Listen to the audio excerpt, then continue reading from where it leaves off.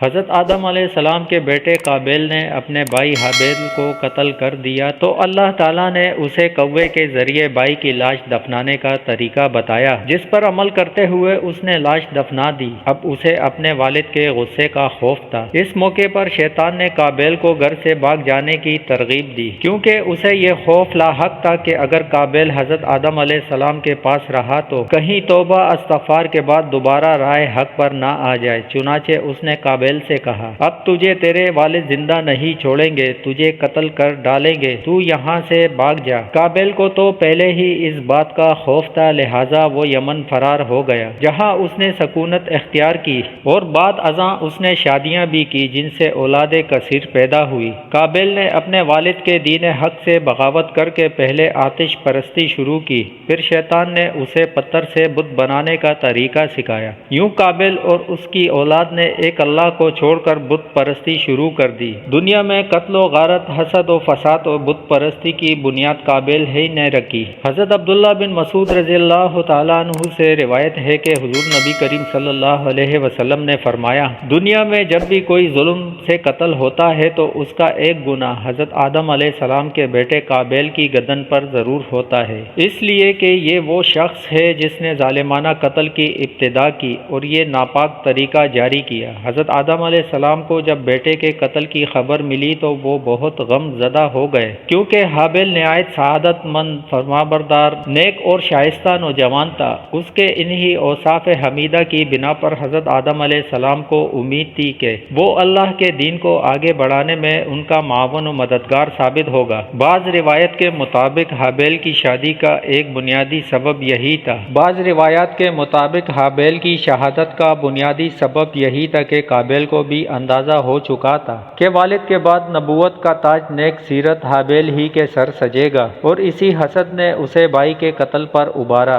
حابیل کے قتل کے بعد حضرت آدم علیہ السلام اور اماں حوا بہت اداس رہا کرتے اور بیٹے کو یاد کر کے گھنٹوں آنسو بہایا کرتے تھے۔ حضرت آدم علیہ السلام اللہ تعالیٰ سے دعا فرمایا کرتے تھے کہ اے اللہ مجھے ایسی اولاد عطا فرما جو تیرے دین کو دنیا میں پھیلائے، جو تیرے دین کو دنیا میں پھیلانے میں میری معاون و مددگار ہو اور میرے بعد بھی تیرے پیغام کو دنیا میں عام کرے، میری صحیح جانشین ہو اور دنیا میں تیری وحدانیت کا علم بردار ہو۔ اللہ تعالیٰ نے اپنے پیارے نبی کی دعاؤں کو شرف قبولیت بخشا اور ایک نیک صالح بیٹے کی بشارت سے مطلع فرمایا۔ چنانچہ کچھ ہی عرصے بعد حضرت شیث علیہ السلام پیدا ہوئے۔ حضرت آدم اور اماں حوا ان کی پیدائش پر بے حد خوش تھے۔ یہ حضرت آدم علیہ السلام کے تیسرے بیٹے تھے اور اس وقت ان کی عمر 130 سال تھی۔ اماں حوا علیہ السلام نے صاحبزادے کا نام شیث رکھا، جس کے عربی میں معنی عطیہ خداوندی کے ہیں، یعنی اللہ تعالیٰ کی جانب سے عطا کیا گیا خوبصورت اور خوبصیرت تحفہ۔ حضرت شیث علیہ السلام حسن و جمال، شکل و صورت اور عادات و اطوار میں اپنے والد سے بہت زیادہ مشابہت ہے۔ حضرت آدم اور حضرت حوا کو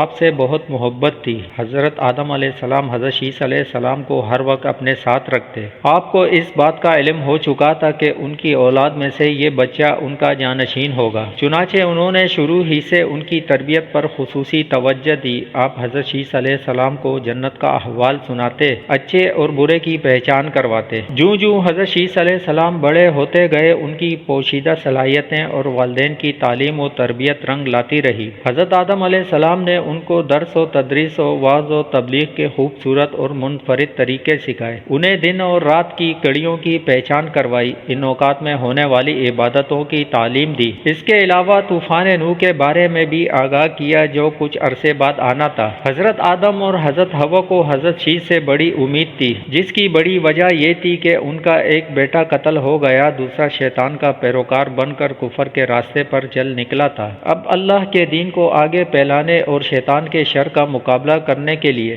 حضرت آدم علیہ السلام کے بعد حضرت شیث علیہ السلام ہی تھے۔ چنانچہ جب حضرت آدم علیہ السلام کی وفات کا وقت قریب آیا تو انہوں نے حضرت شیث علیہ السلام کو اپنا خلیفہ اور جانشین نامزد کیا۔ 960 برس کی عمر میں حضرت آدم علیہ السلام کی وفات ہوئی۔ حضرت شیث علیہ السلام نے حضرت جبرائیل امین کے بتائے ہوئے طریقے کے مطابق والد حضرت آدم کی تدفین کی۔ اللہ رب العزت نے حضرت شیث علیہ السلام کو نبوت کے عظیم منصب پر فائز فرمایا اور اولاد کثیر سے نوازا۔ پھر یہ کہ ان کی اولاد نہایت فرما بردار اور نیک بھی تھی، جو اپنے والد کے ساتھ تبلیغ دین کے کاموں میں مصروف رہتی۔ روایت میں ہے کہ اللہ تعالیٰ نے اپنے پیغمبروں پر 100 صحیفے نازل کیے اور 4 کتابیں۔ ان 100 صحیفوں میں سے 50 صحیفے حضرت شیس علیہ السلام پر اترے۔ گویا کہ قرآن میں جن 25 انبیاء کرام کے اسماء گرامی مذکور ہیں، ان میں حضرت شیس علیہ السلام کا نام شامل نہیں، تاہم احادیث مبارکہ میں ان کے نبی ہونے کی صراحت کے ساتھ ذکر ہے۔ حضرت شیس علیہ السلام نے اپنی پوری زندگی والد کی دی ہوئی تربیت کے تحت اللہ تعالیٰ کے دین کی سربلندی میں صرف کی۔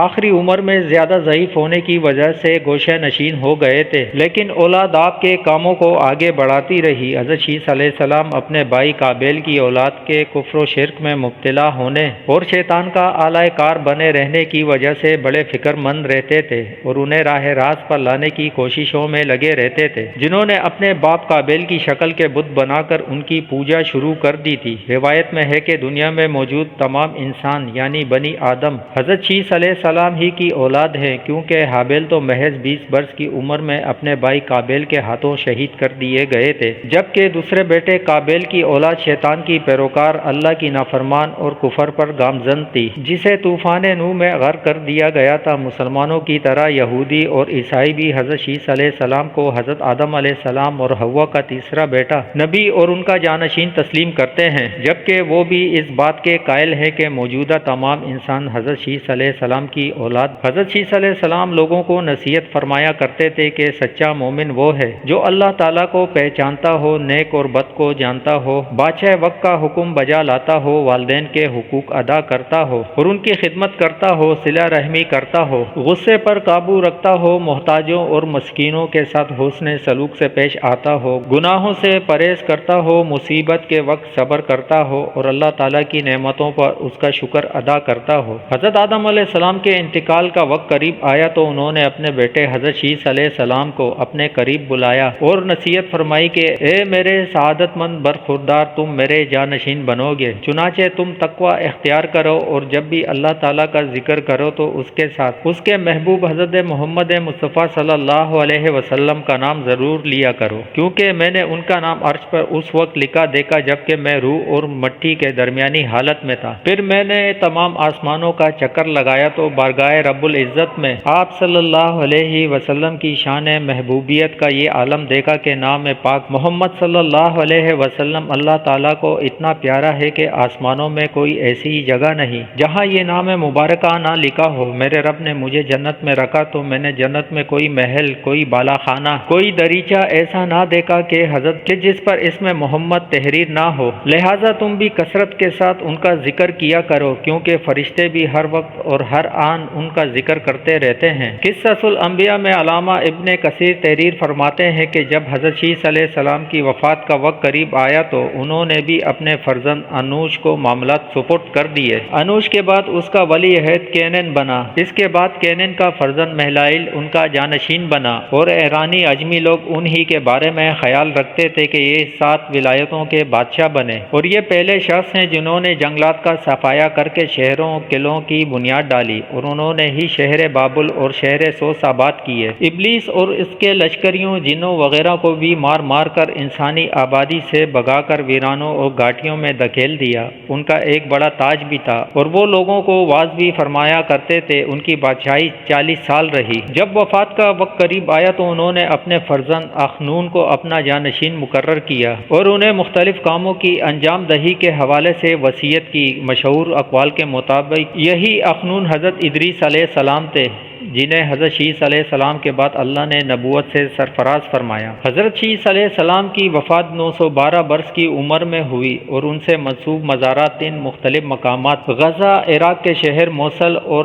ایودھیا بھارت میں ہیں۔ ان تینوں میں سے کسی میں بھی حضرت شیس علیہ السلام مدفون ہیں، یہ اللہ تعالیٰ ہی بہتر جانتا ہے۔ موصل میں قائم مزار کو حالیہ عراقی جنگ کے دوران شدید نقصان پہنچا۔ بعض روایت کے مطابق حضرت شیس علیہ السلام کا مکہ مکرمہ میں انتقال ہوا اور وہ وہیں سپرد خاک کیے گئے۔ جبکہ ایک خیال یہ بھی ہے کہ حضرت شیس علیہ السلام کا مزار لبنان کے ایک گاؤں شیس نبی میں ہے، جہاں ان کے نام سے ایک مسجد بھی قائم ہے۔ 13ویں صدی عیسوی اور بعد میں آنے والے عرب جغرافیہ دانوں کی روایت کے مطابق حضرت شیس علیہ السلام کا مزار فلسطین کے شہر رملہ کے شمال مشرق میں واقع ایک گاؤں بشیس میں تھا۔ بشیس دو الفاظ بیت اور شیس کا مجموعہ ہے، جس کا مطلب ہے کہ خانہ شیس علیہ السلام۔ 1948 میں اسرائیل کے معروض وجود میں آنے کے وقت یہ گاؤں غیر آباد ہو گیا، لیکن آج بھی یہاں 3 کونوں والا مینار حضرت شیس علیہ السلام کے مزار پر قائم ہے۔